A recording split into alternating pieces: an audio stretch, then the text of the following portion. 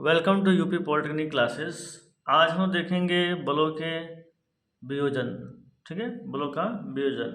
बलों का वियोजन का क्या मतलब होता है? अगर कोई बल किसी डायरेक्शन में काम कर रही है तो उसका कंपोनेंट निकाल लेते हैं हॉरिजॉन्टल एक्सिस पे और वर्टिकल एक्सिस पे।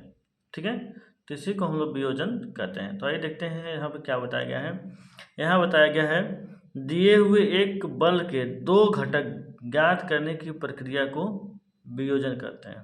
ठीक है, कोई बल दिया गया है, उसके दो घटक निकाल रहे हैं कि एक्स एक्सिस पे कितना बल लग रहा है, वाई एक्सिस पे कितना बल लग रहा है। तो इसी को हम लोग क्या कहेंगे? बलों का वियोजन। ठीक है, आइए देखिए, बलों का वियोजन दो प्रकार से किया जाता है। पहला है बल का समकोणीय वियोजन। ठीक है, जब किसी बल का वियोजन परस्पर लंब व दो दिशाओं में किया जाता है तो ये घटक उस बल को वियोजित भाग कहते हैं। ठीक है, दूसरा है बल का किन्हीं दो दिशाओं में वियोजन। किसी भी दो जन के 90 डिग्री पर ही एक दूसरे से हो, किसी भी एंगल पे हो सकते हैं। ठीक है, बल का किन्हीं दो दिशाओं में वियोजन। इसमें बताया जा रहा है जब दिए हुए बल का वियोजन किन्हीं भी दो दी हुई दिशाओं में किया जाता है तो इस दशा में घटक बल को संघटक या घटक कहते हैं, कंपोनेंट कहते हैं। ठीक है, जब किन्हीं भी दो दिशाओं में किया जाएगा तो इसको कंपोनेंट्स कहेंगे। जब 90 डिग्री किया जाएगा, ठीक है, तो इसको रिजॉल्व पार्ट कहेंगे। इन दोनों में यही अंतर है। ठीक है, जैसे रिजॉल्व पार्ट बोला जाएगा तो आपको ये समझ में आना है, वियोजित भाग बोला जाएगा तो समझ में आपको आ जाना है कि ये दूसरे पे 90 डिग्री पर है, समकोण पर है। जैसे कंपोनेंट बोला जाएगा तो ऐसे आपको ये समझना है कि वो किसी भी एंगल पे हो सकते हैं। तो आइए देखते हैं, सबसे पहले हम लोग देखेंगे वियोजित भाग। देखिए, सबसे पहले देखेंगे तो कि बल का समकोणीय वियोजन। ठीक है, तो बल का समकोणीय वियोजन कैसे किया जाएगा ये हम लोग को यहाँ पे देखते हैं। सबसे पहले मान लेते हैं कि कोई एक बल है जो ऐसे लग रहा है, मतलब किसी दिशा में लग रहा है, और इस बल को हम लोग मान लेते हैं कि आर है। ठीक है, जैसे कि बचपन में आप लोग खिलौना खेलते थे तो यहाँ पे खिलौना बना होता था। ठीक है, मान लीजिए कार वगैरह बनी हुई है तो आप इसको खींचते थे, ऐसे इसको खींचते थे, ऐसे धागे से बांध के खींचते थे तो वो गाड़ी आगे चलती थी। इसका मतलब आगे भी कुछ बल लग रहा था उसको खींचने के लिए। ये बल डिवाइड हो जा रहा था आगे की तरफ और कुछ बल उसको ऊपर की तरफ भी लग रहा था।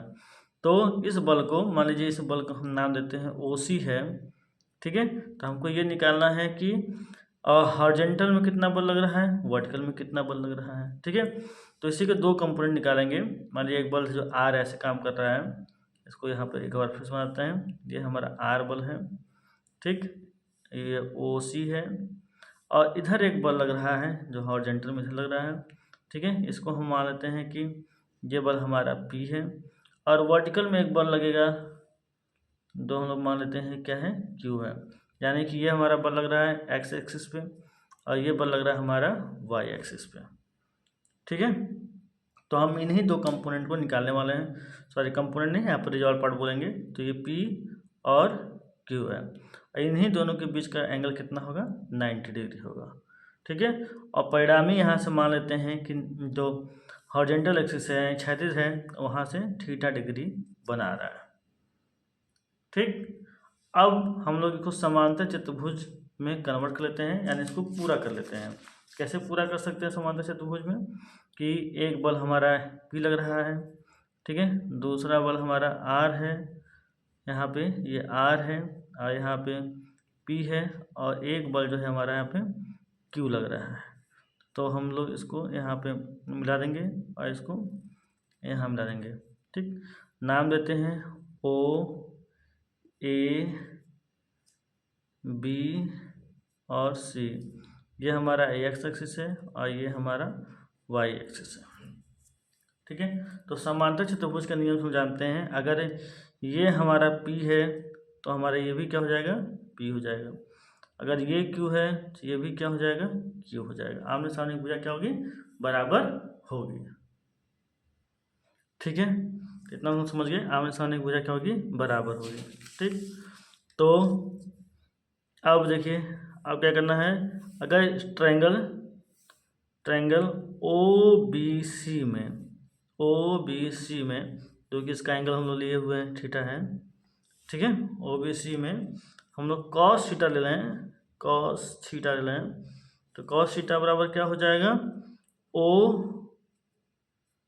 कॉस थीटा बराबर क्या हो जाएगा, सॉरी यहाँ पे ए है, बी दोबारा ओ ए by O C, O A by ओ सी, ठीक है।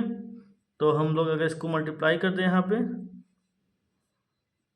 अगर हम इसको मल्टीप्लाई कर दें तो ओ ए बराबर क्या हो जाएगा, ओ सी कॉस थीटा, ठीक है।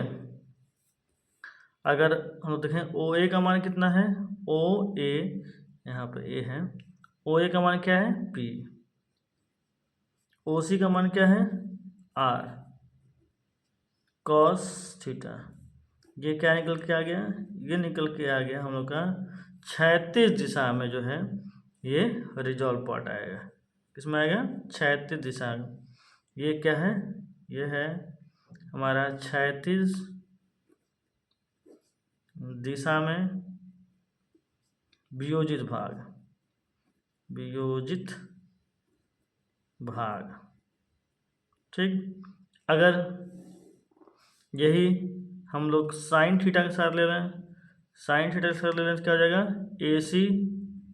ए सी बाई ओ सी, ठीक है। तो ओ सी से मल्टीप्लाई हो जाएगा, तो ओ नहीं ए सी इक्वल टू ओ सी साइन थीटा।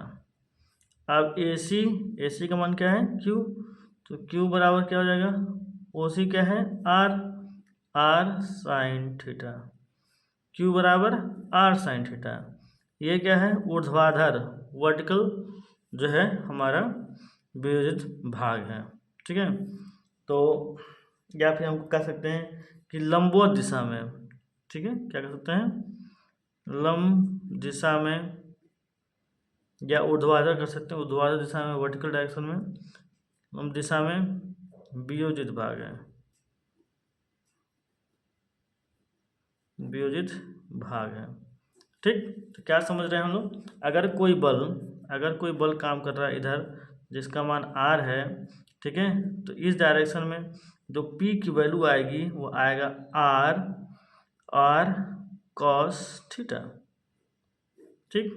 और जब वर्टिकल में जो क्यू आएगा, ठीक है, तो इस क्यू का मान कितना आएगा, इस क्यू का मान आएगा आर साइन थीटा, ठीक है, ये इसका मान आ गया, ठीक है। यानी रस्सी को आप गाड़ी के रस्सी को जितने बल से खींच रहे हैं, इस सामने के साइड में अगर हमको बल निकालना हो तो हम क्या करेंगे, इस मान आर का मान और कितना एंगल बना रहा है हॉरिजॉन्टल से वो एंगल लेकर के हम यहाँ पे वैल्यू रख देंगे, तो क्षैतिज में जो बल लग रहा है वो निकल जाएगा। इसी प्रकार वर्टिकल में भी निकाल लेंगे, ठीक है। तो हम लोग क्या समझे कि जो हॉरिजॉन्टल है, इसको जो पी की जगह पर हम लिख सकते हैं कि अगर हमको लिखना हो कि हॉरिजॉन्टल में फोर्स कितना है, तो यस इक्वल टू भी दिखा सकते हैं, yes equal to are cos theta. Vertical में लग रहा है क्यू, तो इसको हम वी से दिखा सकते हैं, वी आर साइन थीटा, ठीक है। इसको ऐसे भी दिखाया जा सकता है, ये जो है इसके रिजॉल्व पार्ट हैं।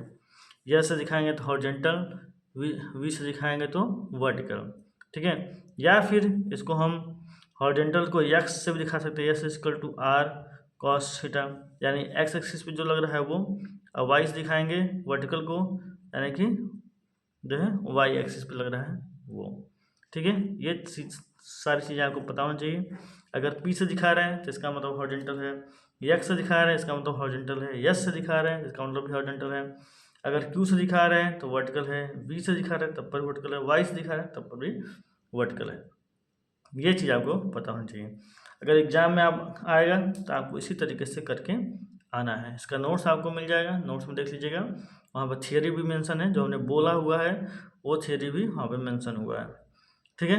तो इस प्रकार से हम क्या करेंगे, रिजॉल्व पार्ट निकालेंगे जब किसी बल को जो है 90 डिग्री पर जो है समकोण पर जो है वियोजित किया जाएगा तब। तो उम्मीद करते हैं आपको समझ में आया होगा। अगले वीडियो में हम लोग देखेंगे कि बल के किन्हीं दो दिशाओं में विभाजन, किसी भी डायरेक्शन में जो है किसी भी एंगल पे विभाजन किया जाए तब कैसे किया जाएगा, ये हम लोग नेक्स्ट वीडियो में देखेंगे। तो आज के लिए इतना ही, मिलते हैं नेक्स्ट वीडियो में। Thank you.